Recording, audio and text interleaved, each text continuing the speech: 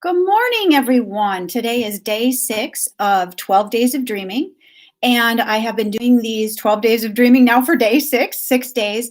If you have missed any of the other ones, I really encourage you to check them out. The way that I always do things is really being an alchemical process, meaning that when you start doing something, you'll start to get insights and ideas. Things will happen during the day that will just all of a sudden be like, oh, this is happening or that is happening. So check out days 1 through 5. I talk a lot on dreaming, numerology, intentions, a lot of things that people have been asking me over the years, and I just haven't had the opportunity to put it all in one place. So please check out days 1 through 5 and let me know what you think. So today we are going to be talking about destiny lines and talking about intentions and old intentions and things like that. Always feel free to ask questions, right? My name is Monica Kenton, and okay, I just put a comment there.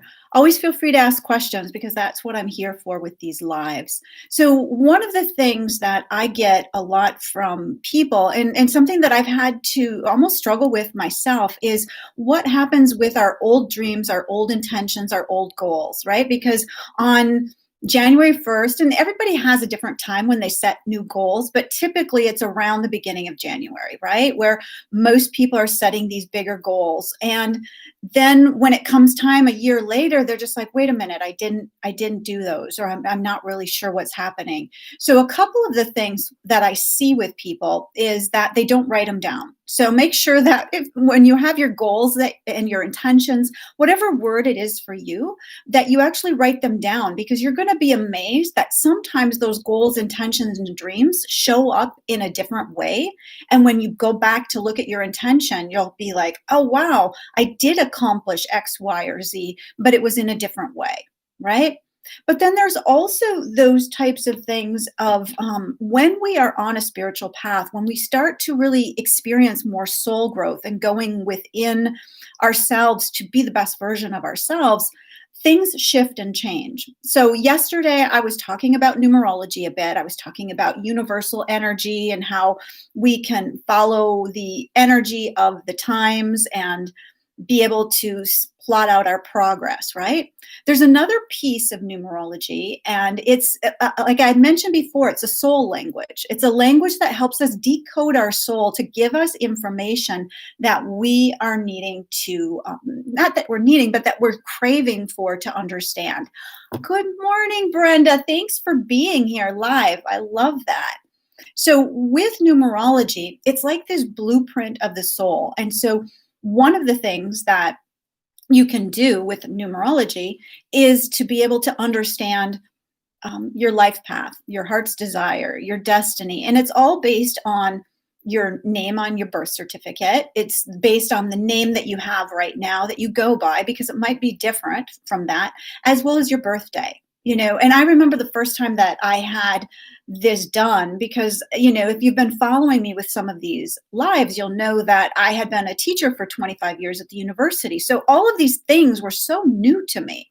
And I was just like, how can you understand me based on this information, right?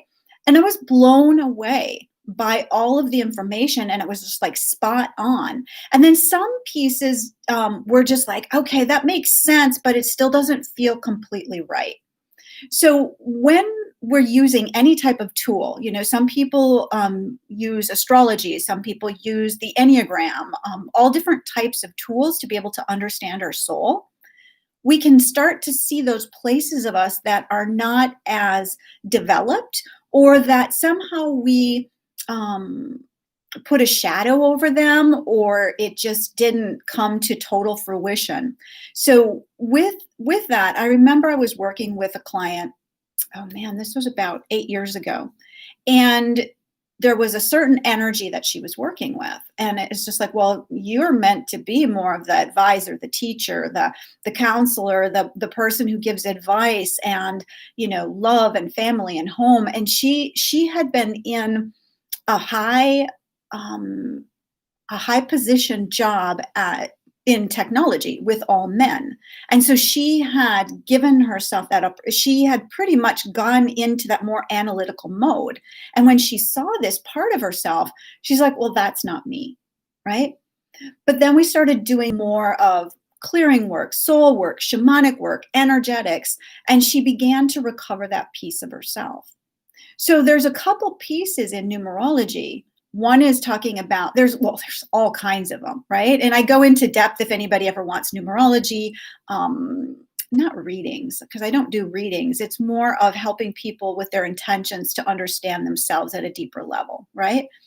But with the numerology, there's something called destiny. It's like what we're stepping into, what we're going into. And then there's also something called the heart's desire. And that's that deeper part within ourselves that people don't even realize exist, right? It's just what drives us. And so often we we're trained not to really tap into that heart's desire or not to tap into that destiny. It's just more go, go, go, do what you do right now and release all those pieces. So what happens when we have a goal? Sometimes we're doing that goal, that intention, that dream from that headspace. Well, I want to earn this amount of money. I want to be able to do this. And it's all based on what we feel is success, right? Because you're probably a high achiever, because that's kind of who I talk to a lot, are people who take action and are high achievers and also are soul seekers and want to take the easier path, right? A soul-based path. So with these intentions, dreams, and beliefs and goals, we're always getting the opportunity to fine-tune them, to see if they still suit us or still work for us, right? And so, for example, if all of a sudden you're in a male-dominated field, for example, like this woman working in technology or working in these things, and you don't have that opportunity to explore yourself, then all of a sudden you start exploring deep within, maybe letting go of old ideas of what success meant, or all of a sudden something's rekindled. Like in day 3, I talked about your magical child. Maybe that creativity all of a sudden is bringing something else forth for you. When that starts to happen, what happens is our destiny lines shift. And I remember when I heard about this first, when I was going through all of the shamanic training I went through, because that's where this concept came from, and I was blown away. So if you can imagine, we have multiple destiny lines, meaning we have multiple opportunities, multiple paths that we can take. And I'm going to use an example. And of course, I have to have my pom-pom because I love my pom-poms. And if you know me, you know that. So just imagine like this is, all of these little balls of yarn, all of these little strings of yarn are different destiny lines, right? And so just imagine that this is kind of like, this would be called just more of where I learned it was called the momentum tunnel. But it could be anything. It's just more of what our life had been. Where were there certain things that happened in our past? So there might have been a challenge, a pain, a different decision that we made, and it all determined which place we went. Say, for example, all of that in my past determined that I'm going out this way, right? Now I'm changing some of those behaviors from my past. It might be ancestral. It might be a decision I made. It might be something that was said to me as a younger child. It could be I'm letting go of my seriousness. As these things start to just kind of pop off and dissolve, meaning that they no longer are on the trajectory for us, all of a sudden, instead of popping off right here, I'm popping off in this destiny place. So you can see that if all of a sudden I'm getting clearer, cleaner, fun, more joy, ease, because I'm doing all of that energetic work, that I'm going to kind of have a different destiny line. And we're constantly shifting destiny lines when we are doing our deeper inner work. And it doesn't have to be painful. I've talked about that before. We don't have to have painful inner work and all of that kind of thing. It's when we get too attached to it that it becomes painful, right? But knowing with that destiny line, then, that old intention that you might have had for here doesn't work, meaning that it no longer has energy because it was built on old programming. And so that's where you get the opportunity to really check in and say, does this dream, intention, belief, goal still suit me for who I am right now? And giving yourself a break and letting go of the judgment around letting go of an intention. I think we are shamed so much in society that it's the do, do, do. And if you let go of your intention or you let go of your goal, that you're just being lazy. You're not pushing through. And sometimes, yes, you need to push through. It depends.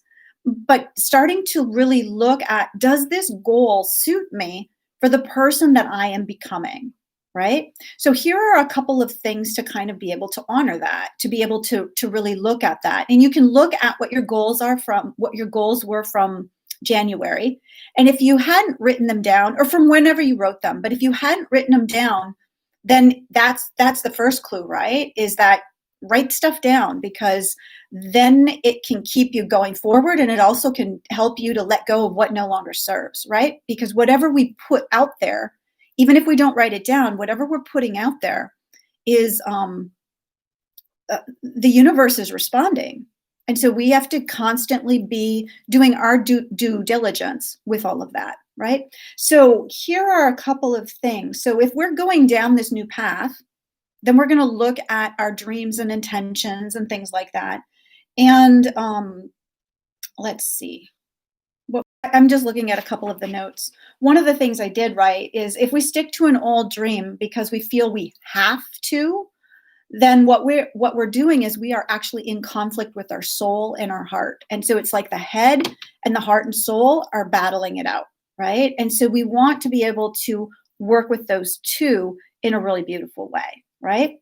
So first of all, what do you do with these unfulfilled dreams and intentions? You sit with them, and one of the things is just check in with your body. Now, I talked about body wisdom day 2 or day 3, and there's a reason, because our body wisdom can help us to guide us and just be like, does that goal, does that intention, how does it feel in my body?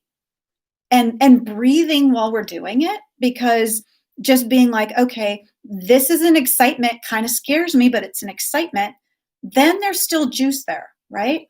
If all of a sudden that goal just feels like, oh my gosh, feels super heavy, then it's about looking at it and saying, maybe the person I'm becoming is no longer attached to that, right? So first of all, checking in with your body wisdom and checking those off and seeing which ones no longer serve, or which ones really, there might be some that actually came to the forefront this year that you didn't even know existed, right? And so being aware of, oh, what are those real heart's desires that are starting to come up as you've been doing soul work, right? Because when we do energetic work, this automatically happens, right?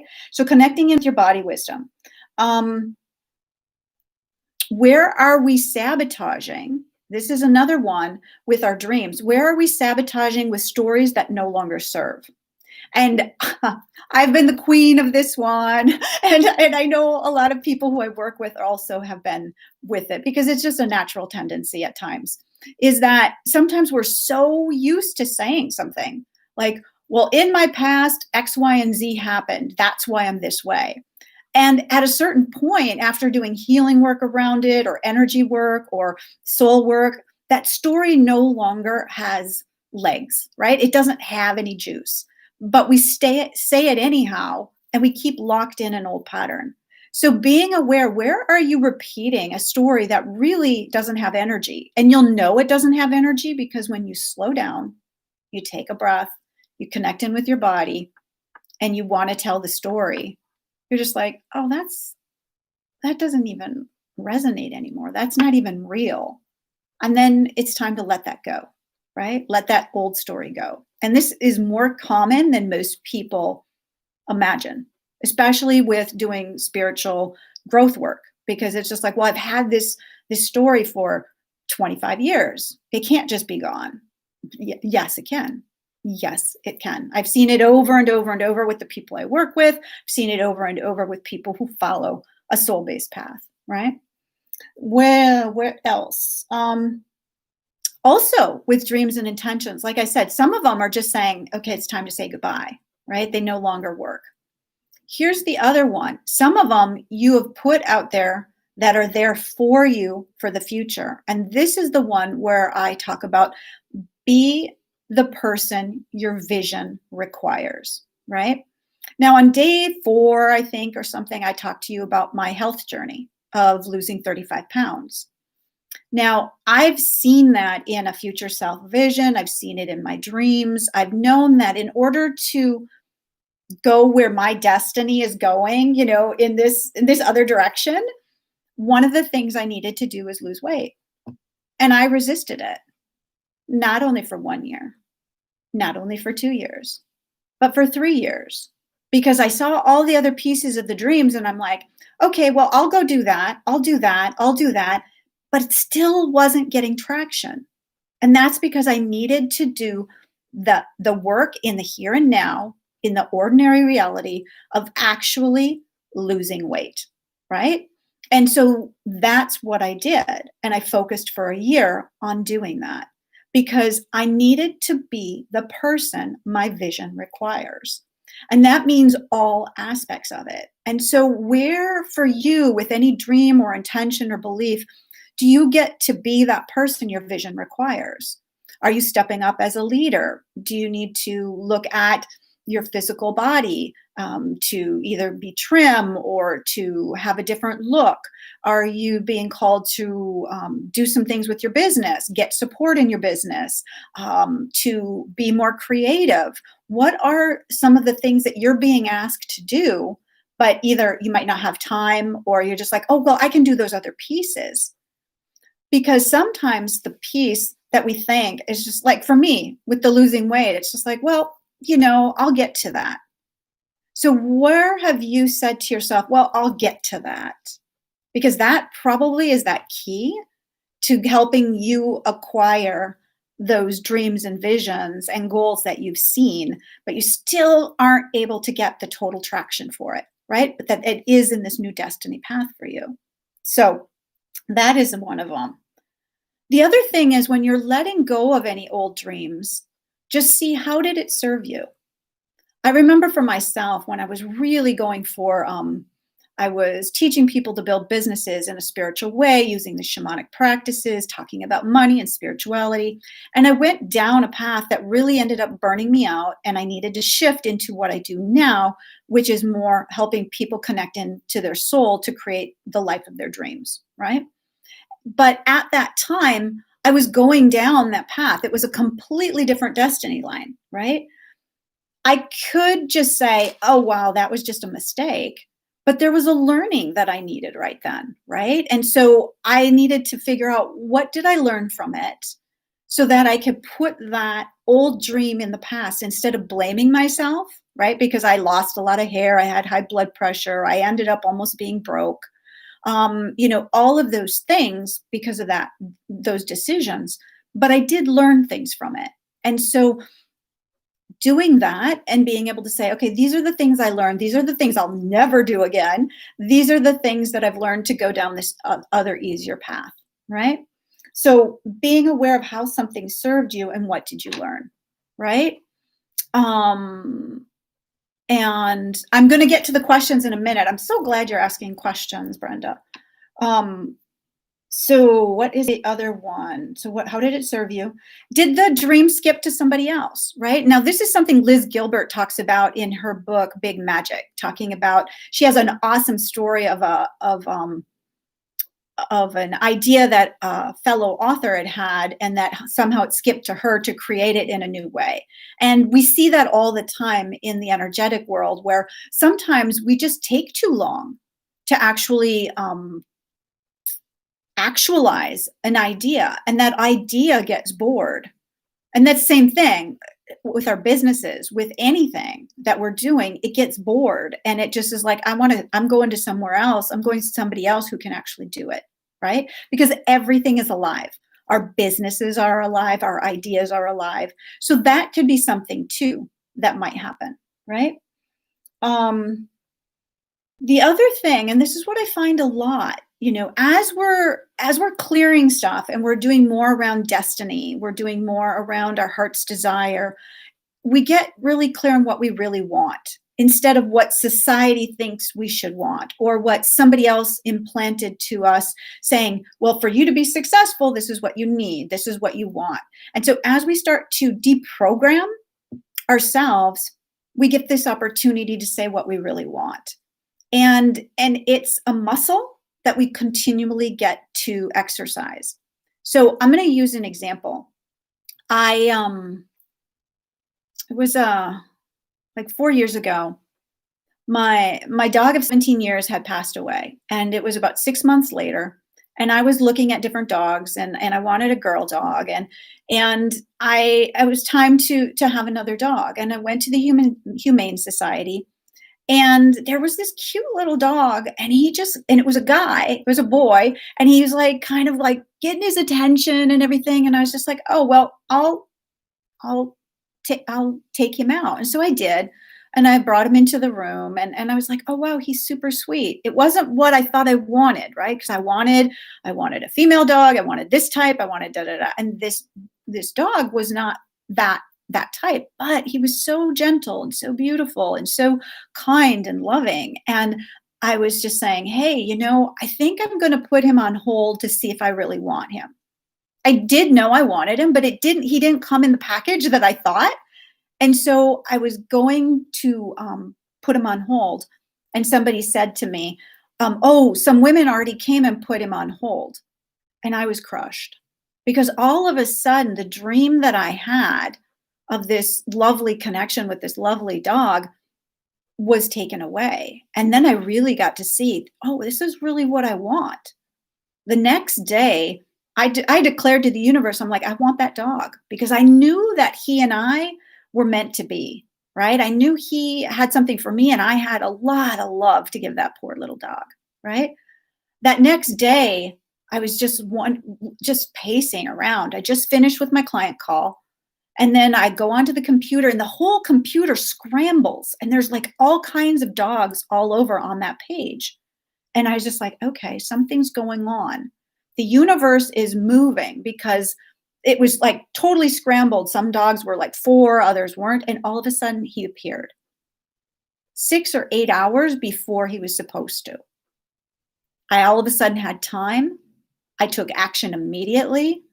I ran up there, and there was somebody holding him. And I freaked out. I was like, oh, my dog is gone. But somebody said, oh no, somebody came. She just wanted to walk him. And so that's the story of how I got him. But I really needed to get clear with myself on what I wanted, instead of saying, oh, well, I'll put that on hold. I'll put him on hold. He's been a huge piece of my life, and just a huge blessing. So where have you said with a certain dream that within is right, but you have to intellectualize it? Because sometimes the heart and our destiny is not being able to be intellectualized, right? So getting clear on what you really want.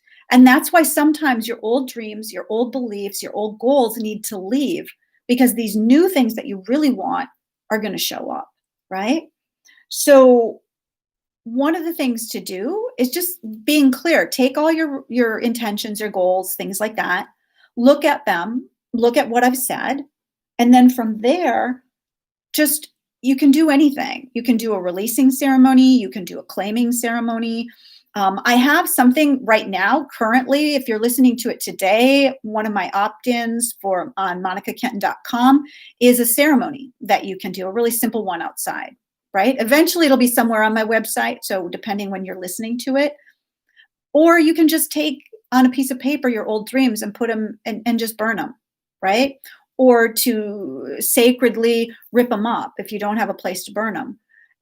But just saying, this is what I really want to go for. And then constantly being able to tweak it along the way.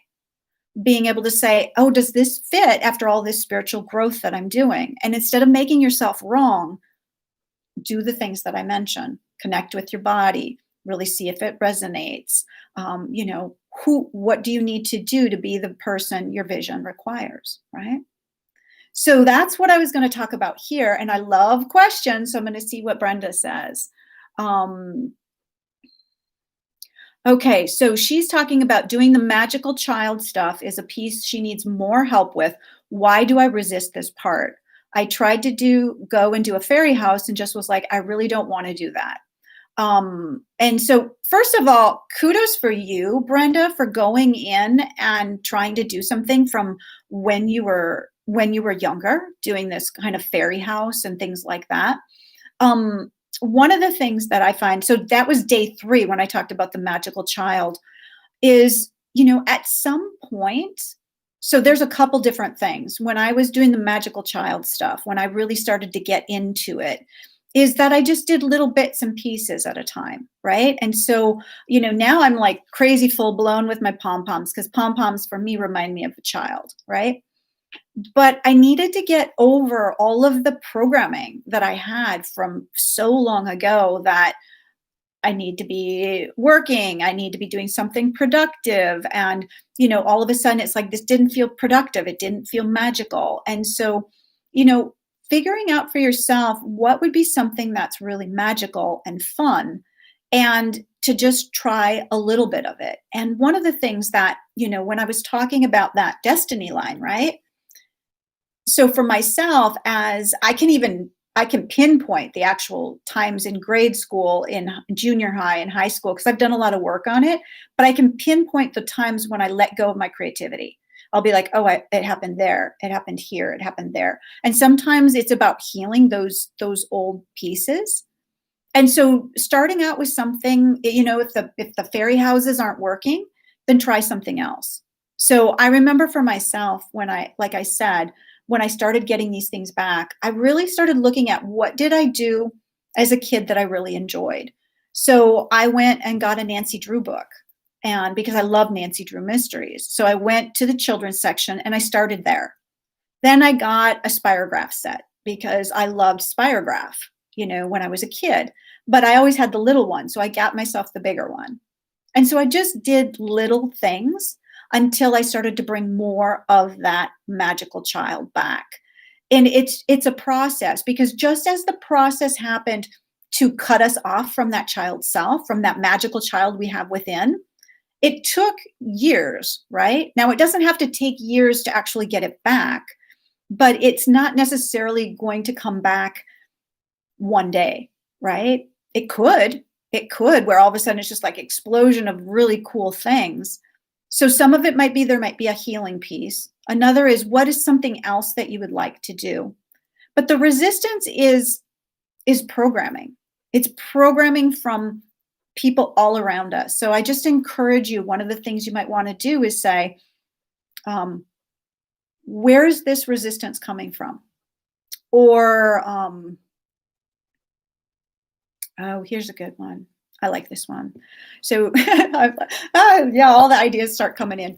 So, one of the things I love to do with control, resistance, doubt, anything like that, is to just take a moment and to sit down. And I might journal with it, I might journey with it.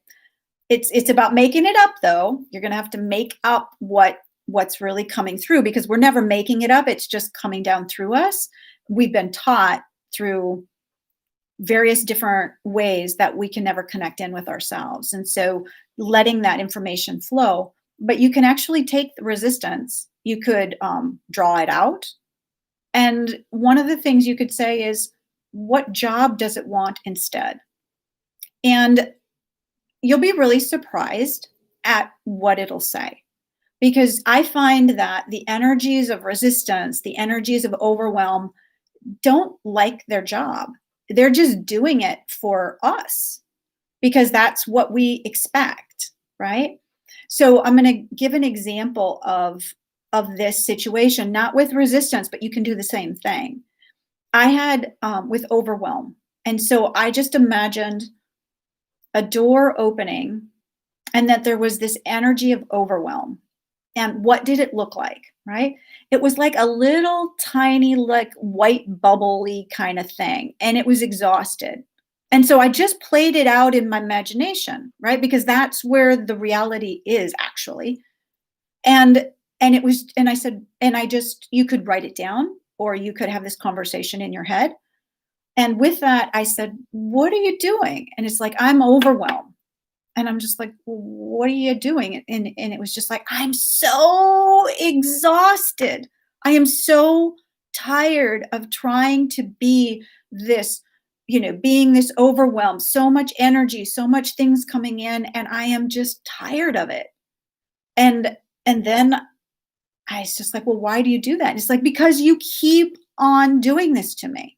I said, "Well, what do you want instead? What job do you want?"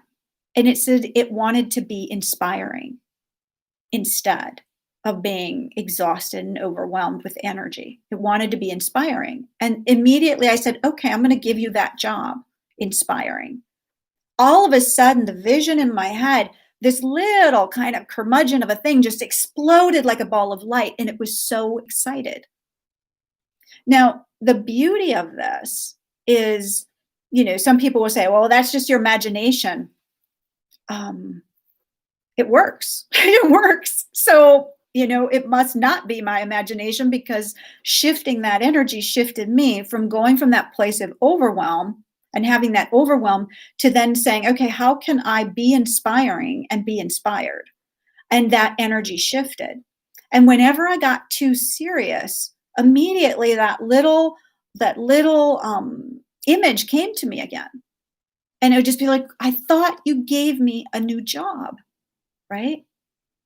And then immediately I'd just be like, oh, yeah, I need to get back into my inspiring mode to inspire and be inspired, right? So that's what you can do with resistance. And you might even have resistance to this, right? Because we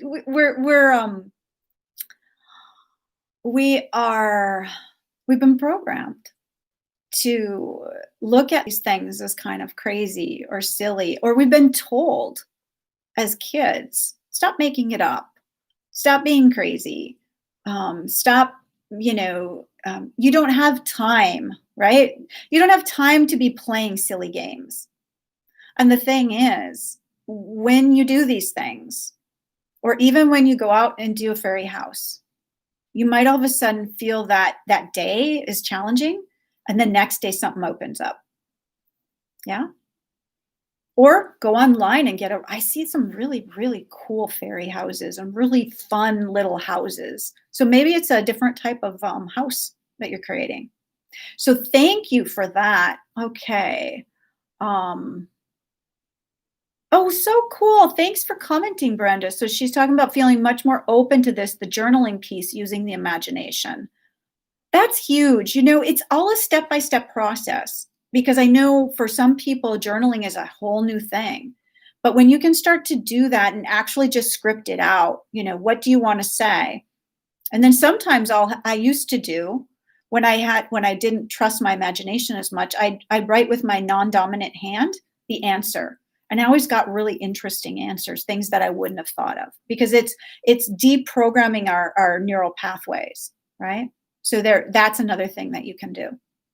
So thanks for the questions. I think that's what I love to talk about because as you go through this process and the different days, you're going to start to see certain things pop up. And I love to be able to answer those.